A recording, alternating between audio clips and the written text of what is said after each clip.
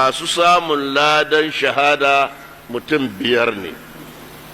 Na farko almatu'un, wanda ya mutu a cikin annoba ce ta zo ta faru ana sai mutum ya mutu a ciki zai samu ladan shahada.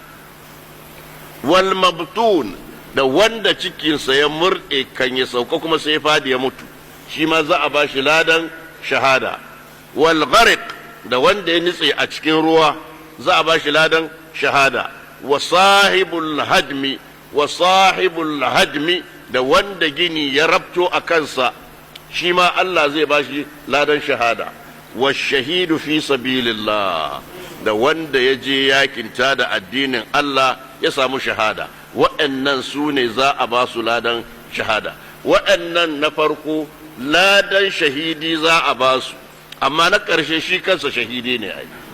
Akwai shahidi, akwai wanda za a baiwa ladan shahidi.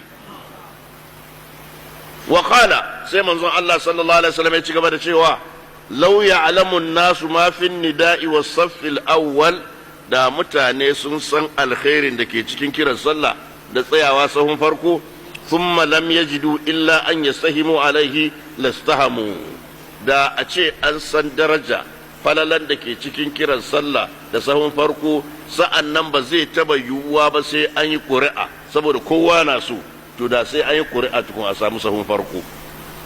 Walau ya'lamuna ma fi tahjiri lastabaqu ilai, da sun san alherin da ke cikin yin sallah farkon lokaci, da sun yi tsere, da sun yi rige-rige zuwa yin sallah farkon lokaci.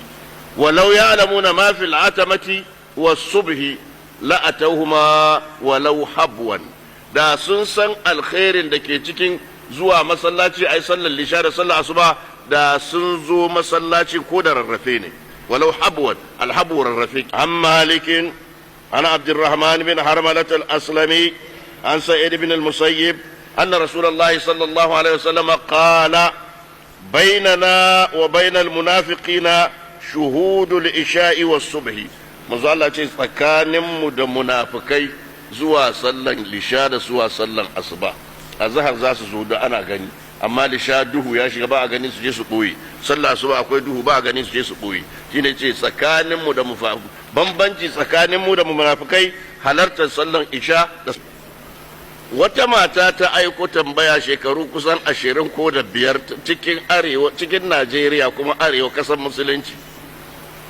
Ta ce tun da mijinta ya aure ta shekara ɗaya bata san ana wankan janaba ba, sai wata rana ya ce ɗebo min ruwa in ya kika sa min hannu cikin ruwan wankan janaba. Ta ce mece ce janaba bayan shekara ɗaya da auren su. Ta ce malam tun da na aure shi, ta ce har ta gama haihuwa shekarar ta 25 bata san in ta haihu jego ya ɗauke, jinin jego ya ɗauke za ta yi wanka ba. Wanka mai kike? Wankan darbejiya. Ma'ana da ta yi aure janaba na jikinta tun farkon saduwa shekara ɗaya. Na biyu kuma shekarar ta 25 haihuwan fari, wannan abin nan wankan biki din yana tare da ita shekara 25. To kuma malaman gari ta suka ce sai kira musallar shekaru 25. Malikiya ba malikiya bane, malikiya ya za ta yi sai ta rada shekara 25 sallah biyar. To waye ce ayi haka?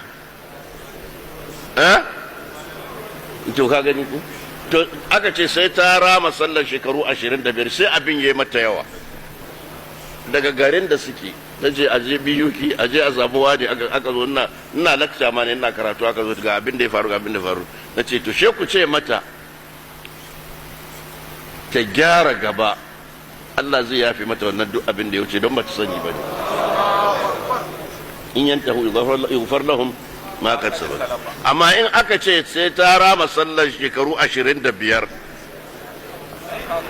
to shekaru 25 masu zuwa ma ba za ta yi